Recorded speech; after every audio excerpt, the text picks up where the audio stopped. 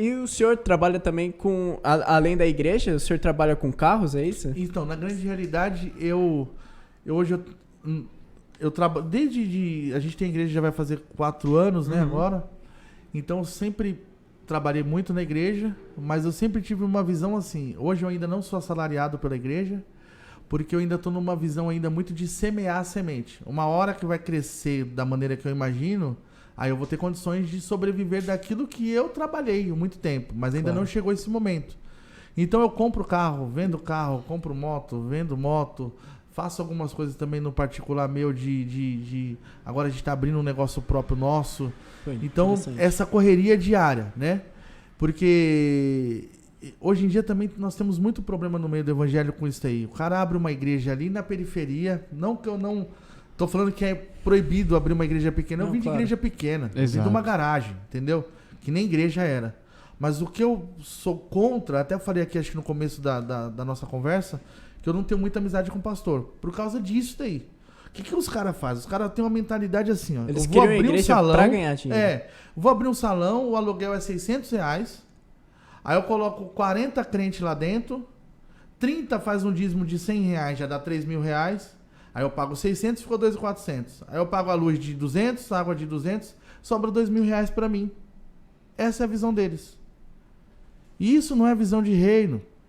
Aí você chega na igreja do cara, cadeira quebrada, não tem uma água gelada, as luzes tudo queimada, o som não tem, um som ruim, rapaz, uma caixinha só, entendeu? Por quê? A mente dele já é pequena, ele nunca vai chegar em lugar nenhum, né?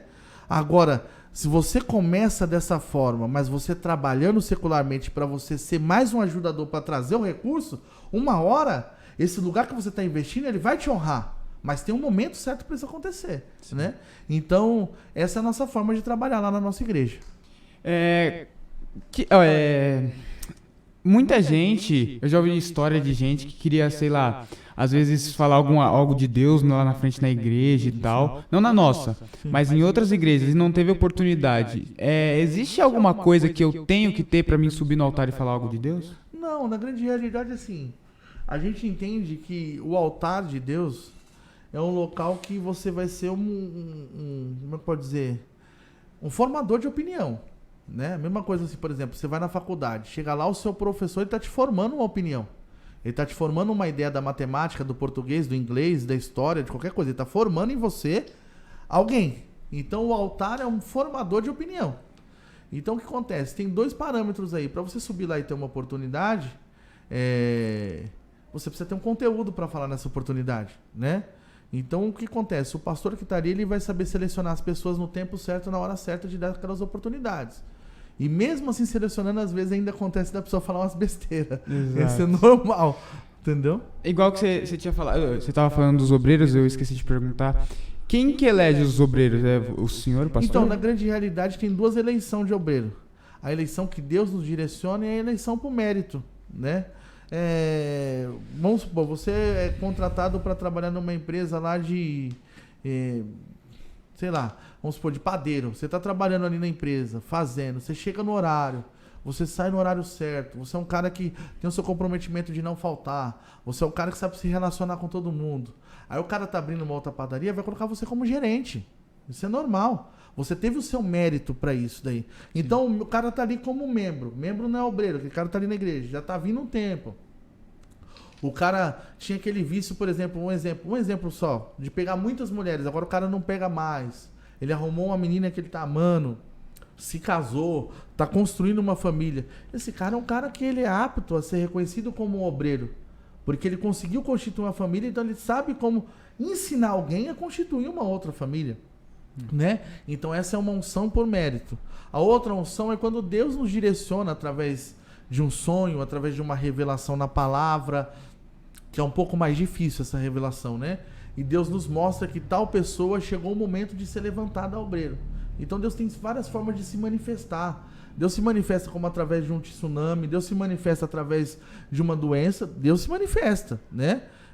Tanto é que as pragas do Egito foi Deus que mandou. né? Então tudo que eu tô falando aqui, não sei se vocês estão vendo, eu tô tentando trazer a Bíblia para não ficar só na minha palavra. Com certeza. Para ter um fundamento, entendeu? Então, assim, Deus se manifesta através, por exemplo, de um sonho, né? Então, e aí a gente levanta essa pessoa como obreiro e assim por diante. Então, que você tava falando, como que Deus fala com as pessoas? É uma voz que você escuta na sua mente? Então, É uma música, talvez, não sei. Deus tem várias formas de falar com a gente, né? Um exemplo só aqui, vamos colocar um exemplo. A gente tem a forma do Espírito Consolador, lembra que eu expliquei? Que ele entra dentro da gente, tal. E aquilo dali, Deus nos molda a viver coisas diferentes. Por exemplo, Deus tem várias formas de falar. Você sai... Quem nunca já aconteceu isso? De você sair de casa e falar assim, ó, hoje eu vou naquela entrevista e aquele trabalho é meu. É uma convicção que nem é sua. Nunca aconteceu comigo, acho que com o Mike também, porque eu, pelo menos, nunca fui atrás de um emprego necessariamente, mas já aconteceu, eu vou sair daqui... Por exemplo, não sei se o senhor conhece os colégios CETEC. Sim. Eu fui uma das pessoas que eu não estudei porque eu acreditava no meu conhecimento. Sim. Saí de casa...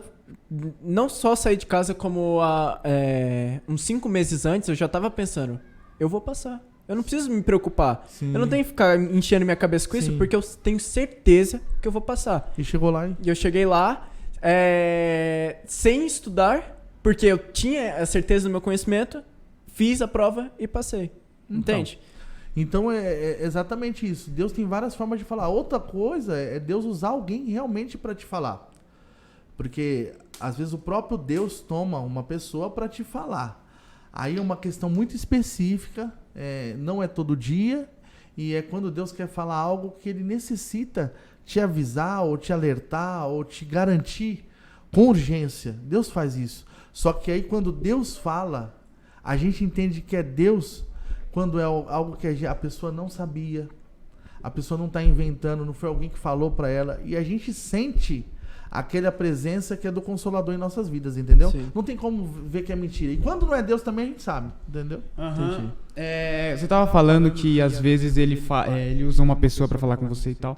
Ele pode falar com uma pessoa que não acredita em Deus, por exemplo? Pode. Pode? Falar porque na grande realidade, lembra que todos nós somos criatura? Uhum. Então se eu crio, eu sou dono, certo? Eu falo o que eu quero. Faz sentido. Entendeu? Eu tinha uma pergunta também sobre... Porque na Umbanda tem muito esse lance de incorporação, né? Sim. Tipo, de um espírito que eles acreditam incorporar na pessoa. Sim. E eu já vi... Eu não sei se Deus, não Deus necessariamente, mas no Evangelho tem uma certa incorporação de uma... Como eles... Espírito. o espírito. Um espírito que seja... O Espírito Santo, por exemplo, Sim. como o senhor disse que tem a língua dos anjos, Sim. ocorre uma incorporação também? Ou Na grande realidade, a palavra incorporar, né, significa descer ou entrar alguém dentro de outro alguém, certo? Isso é incorporar, né? Então, assim, Deus não trabalha com incorporação, né? Deus, ele trabalha com como é que eu posso dizer? Com relacionamento, com intimidade. Então, o que acontece? Ninguém é praticamente quase impossível. Quase impossível. Não quer dizer que é impossível, mas quase impossível. Alguém que chega na igreja hoje, e hoje mesmo aceita Jesus, e hoje mesmo já é cheio do Espírito Santo, hoje mesmo já fala em línguas estranhas. Isso é quase impossível. Porque Deus é um Deus que cria relacionamento. Até porque senão ele seria Papai Noel, né? Você imagina aí, vamos supor aí, o cara matou uma criança... O cara roubou não sei quantas pessoas. Aí hoje ele foi lá na igreja, ele já é cheio do Espírito Santo. Aí então seria já incoerente. foi perdoado. Agora já era. Não é assim, né? Agora, a Umbanda já é diferente. Lembra daqueles mesmos anjos que se rebelaram contra Deus, foram jogados na terra e viraram os próprios demônios porque queria dividir a glória de Deus, né? Então ali eles receberam outros nomes, que aí são espíritos malignos, como Zé Pilintra, Tranca-Rua, são espíritos que são guiados para fazer o mal, né? Então acontece, se você não precisa estar na Umbanda, se a gente aqui agora desligar esses microfones, ou deixar até com o microfone ligado mesmo, e a gente começar a invocar esses demônios, eles vão se manifestar, de alguma forma eles vão se manifestar. ou incorporar dentro de você, ou fazer com que aquela garrafa de café caia no chão, coisas que você sabe que não é natural, entende? Ele vai se manifestar de alguma forma. Agora, tem pessoas que acreditam que esses demônios fazem o bem, e eu não sou contra quem acredita, eu deixo de acreditar, vai de cada um, entendeu?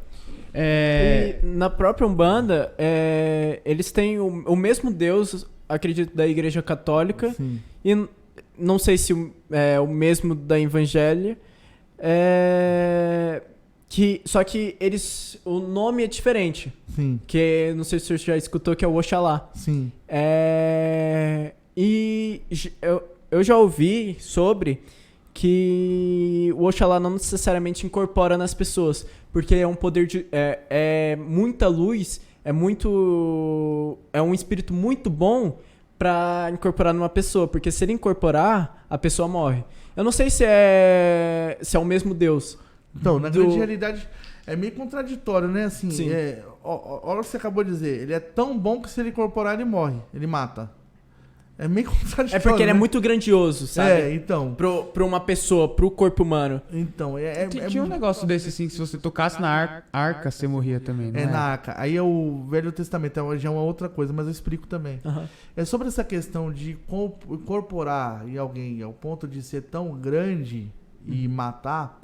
Eu acho muito complicado isso, porque na grande realidade, se você Eu posso estar falando bobeira também, tá? Não, Porque... não tô falando que você tá falando bobeira, Não, só tô claro. falando que assim, são alguns contos que realmente existem, mas é difícil de você, quando você parar pra pensar, é difícil de você entender essa matemática, porque assim, como que pode um ser que não tem tamanho ser tão grande, né?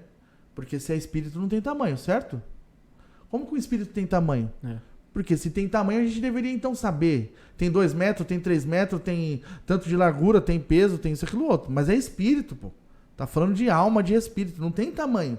Qualquer lugar ele cabe, entendeu? Então, assim, o que eu acredito, o que eu posso dizer pra você? Ao meu ponto de vista, isso daí é um outro anjo que foi derrubado do céu, e eles mudaram o nome, como os próprios anjos que foi mudar o nome, como Zé Pilintra, Exu Caveira, Tranca-Rua, Sete Saia, Maria Mulambo. Olha os nomes. Só nome que, se você vê o nome, você ouvir o nome, você já entende que não é uma coisa boa, né? Mas assim, eu ainda acredito até que essas pessoas podem até receber coisas boas pela fé em algo que elas não conhecem. Com certeza. Entendeu? É aquilo que eu disse no começo. O fato da pessoa acreditar em algo já é bom porque ela tá acreditando em si mesmo também. Sim, sim. Ela tá depositando a fé nela em algo, né? E Deus ama essas pessoas que acreditam em algo. Então eu acho muito importante. Mas eu só acho que as matemáticas, às vezes, das religiões, elas não batem. Não batem. Acho que a religião em si é muito complicada, né? Muito complicado. Eu acho, na realidade, um pouco mais forte do que você for, mais é tudo muito simples. A gente que complica muita talvez. coisa. Né? Muita gente complica mesmo. Eu tenho uma pergunta. Na igreja a gente tem alguns dons, né? Sim. Alguns têm os dons de revelação, por exemplo. Eu posso adquirir esse dom durante a minha vida? Eu nasço com esse dom? Então, aí na grande realidade... Quais são os dons que tem também? Os dons que Deus dá pro homem é pra glória de Deus, né? Então, assim, você também já me acompanhou algumas coisas assim, às vezes Deus me usa nessa questão da revelação e é coisa assim absurda, assim, que você fala assim, não tem como não ser Deus. É muito detalhado, é muito íntimo isso que está sendo usado, a pessoa está falando, né? Então tem 2 tipos de dons. Tem aquele dom que Deus te dá gratuitamente, né? Tem até uma passagem na Bíblia que Deus entrega para algumas pessoas os dons, para elas multiplicarem os dons, e uns multiplicam e outros não. Então tem pessoas que Deus dá os dons, né? Deus é a mesma coisa, mais ou menos assim, não sei se você já percebeu, tem algumas pessoas que você olha para aquela pessoa, você vê que a pessoa tem o dom de cantar, cara. Ela não fez aula, não sabe o que é um dó, o que é um fá, o que é um ré. Mas quando abre a boca para cantar, você fala, não é possível. Deus dá o dom gratuito de Deus para aquela pessoa.